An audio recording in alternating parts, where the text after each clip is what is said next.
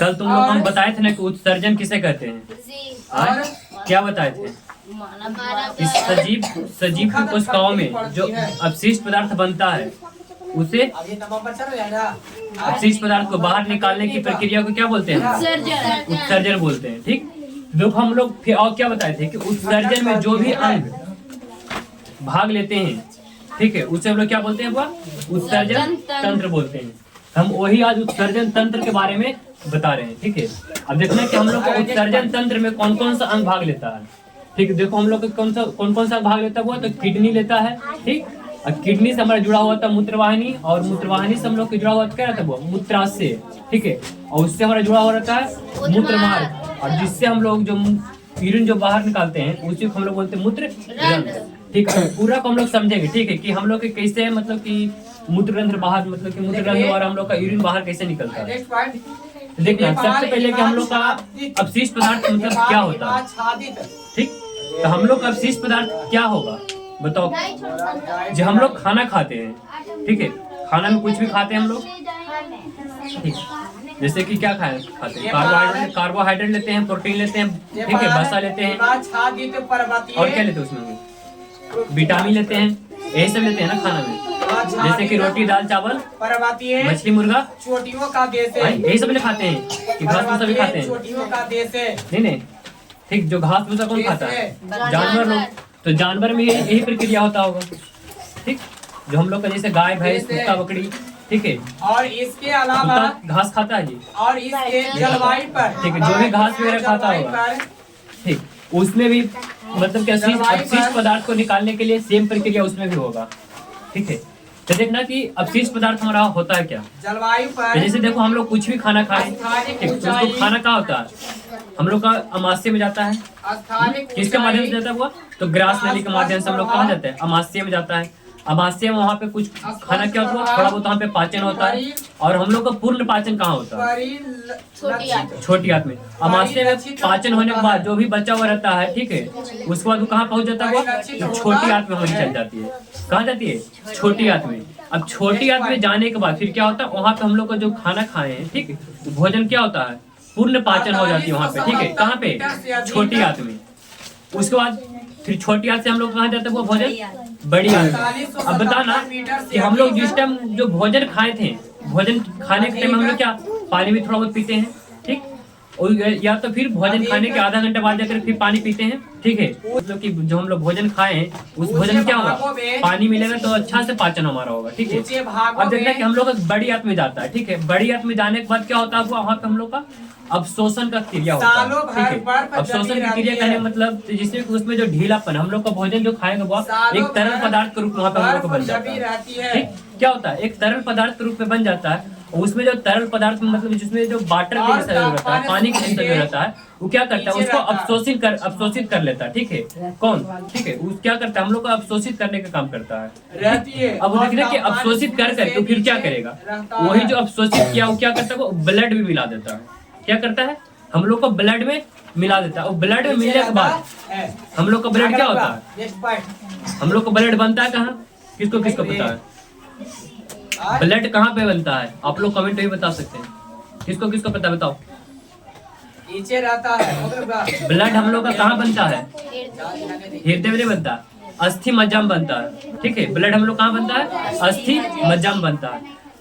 आगे देखना, देखो ब्लड हम लोग का अस्थि मज्जा में बना, उसके बाद हम लोग क्या होता है? ब्लड सीधे हम लोग का शरीर में आता है। ठीक, जो कि हम लोग का जो ब्लड रहता है वो हम उसमें हमारा ना ऑक्सीजन मिला रहता है ना कुछ मिला रहता है। ठीक है, ब्लड डायरेक्ट बनने के बाद क्या होता है? हम लोग का शरीर में आता है। उसके बाद जो हम लोग का अवशोषण हुआ है पदार्थ, ठीक, जो भी हम लोग कार्बोहाइड्रेट ग्लूकोज जो भी अवशोषित हुआ उसका फिर क्या होगा? ब्लड में मिल जाएगा। और फिर ब्लड में मिलने के बाद उसका ब्लड कहाँ जाएगा? वो तो हम लोग का हृदय में जाएगा। कल बताया था कि हृदय में हमारे कितने कश होते हैं? 4 कश। कितने कश होते हैं? 4 कश, जिसमें से 2 कश क्या होता हुआ? अलिंद, और 2 कश नीलाय। ठीक है, तो जिसमें देखना कि 2 कश अलिंद और 2 कश नीलाय होता है, उसी में हमारा सारा प्रक्रिया होता है, वही चारों कश के थ्रू।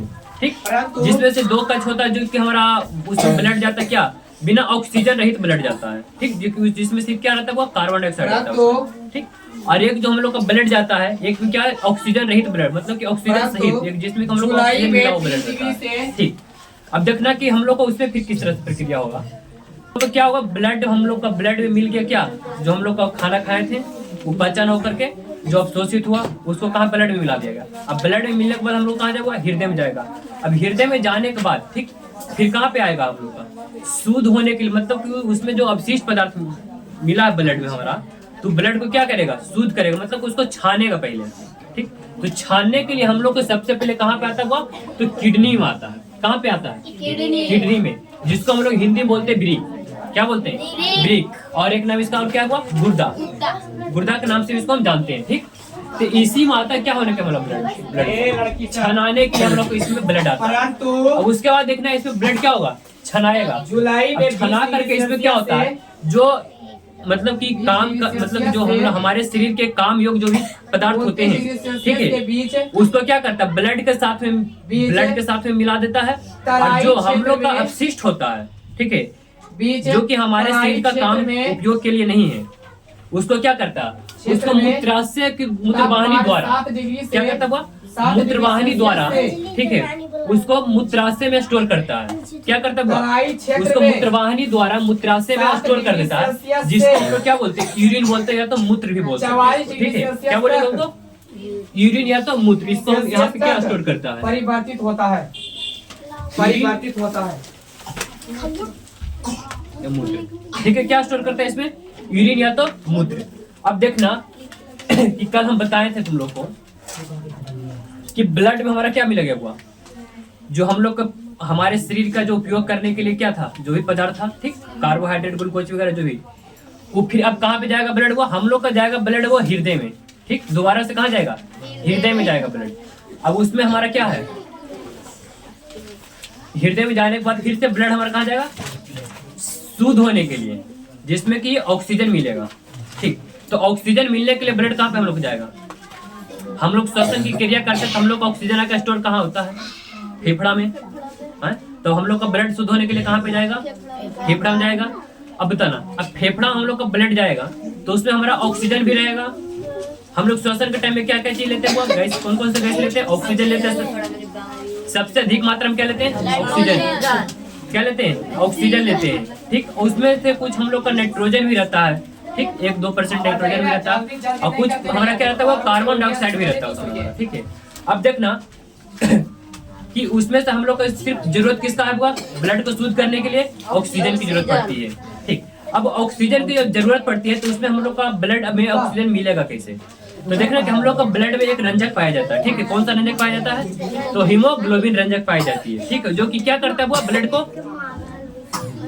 ब्लड का क्या काम करता है, नहीं, हीमोग्लोबिन जो होता है वो ब्लड को लाल करने का काम करता है। ठीक, हीमोग्लोबिन के कारण तो हमारा ब्लड क्या होता है, लाल होता है। ठीक, अब वही जो हीमोग्लोबिन हमारा है ये क्या करेगा, मतलब कि फेफड़ा में हमारा ऑक्सीजन है, वो ऑक्सीजन को पहचानने का काम करता है। ठीक है, क्या करता है वो, अब फेफड़ा में हमारा गया, जल्दी जल्दी कहेगा हटो हटो, इधर हटो, इधर हटो, इधर हटो, जो ऑक्सीजन रहेगा उसको क्या करेगा, वो अपने पास रख लेगा, बाकी चीज को क्या करेगा, नाइट्रोजन को, कार्बन डाइऑक्साइड को क्या करेगा, छोड़ देगा।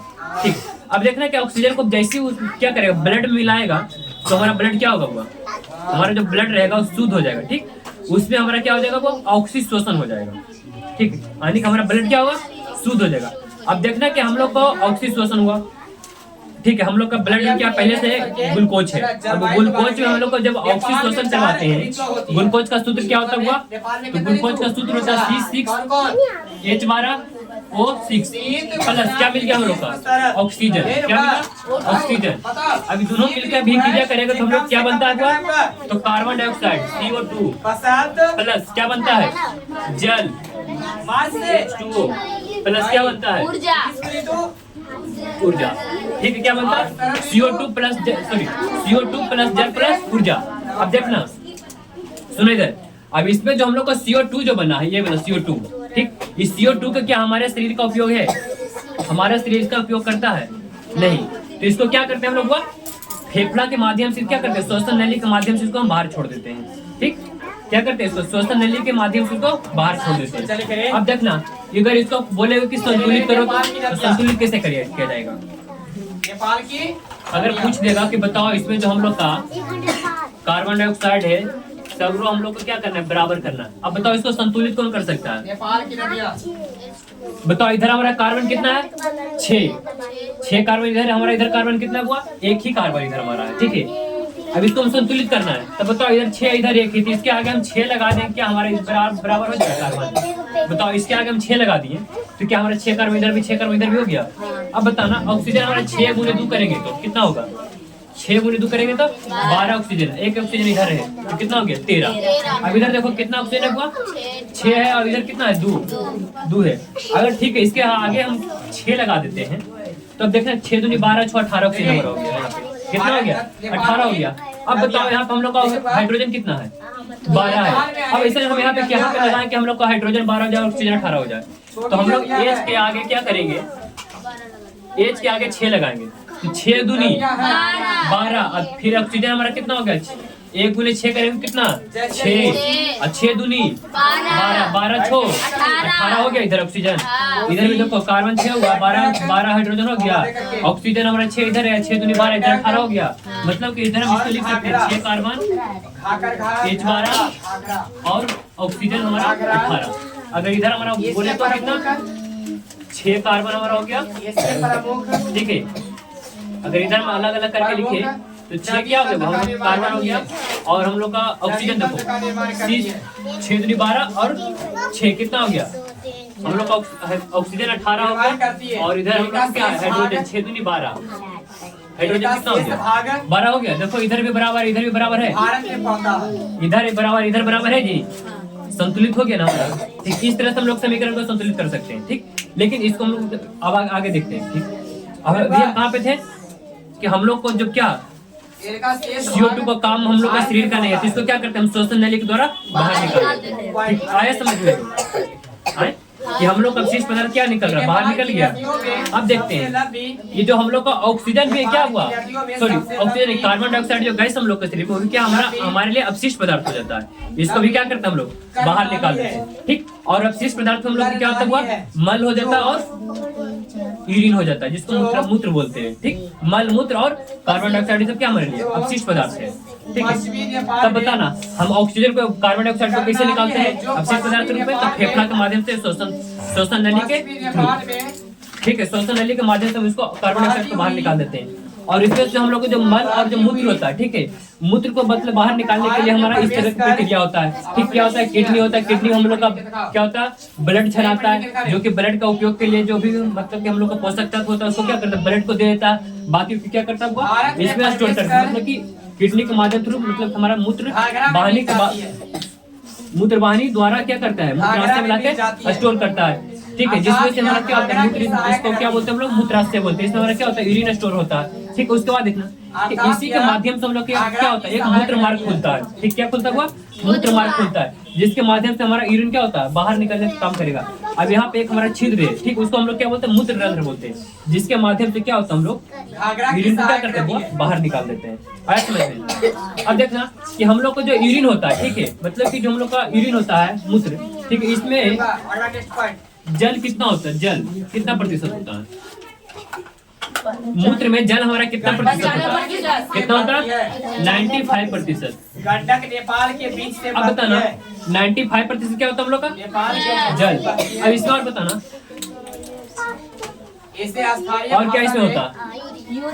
यूरिया होता है, ठीक। क्या होता है? यूरिया।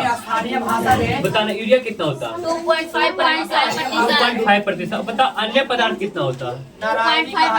कितना होता है? 2.5%। क्या बताओ समझ में आया तुम लोग को? समझ में आया ना? बताओ पूरा चीज समझ में आ गया? ऊपर से मतलब हम लोग का उत्सर्जन तंत्र के बारे में पूरा अच्छा से पता चल गया। आप लोग समझ में आ रहे? आ गया ना सबको? ठीक है, तो क्या करना है एक बार सब मिलकर बोल दो क्या करने के लिए? सपोर्ट करने के लिए, ठीक है। बोलो लाइक करने के लिए, सब्सक्राइब करने के लिए। फेसबुक पर देखना है तो क्या करना है? फॉलो करना है। फेसबुक को फॉलो होता है, सब्सक्राइब नहीं होता, ठीक है। फेसबुक पे देखा तो क्या करेंगे? फॉलो करेंगे, ठीक है। इंस्टाग्राम पे अपलोड नहीं होगा, इसकी 7 ठीक।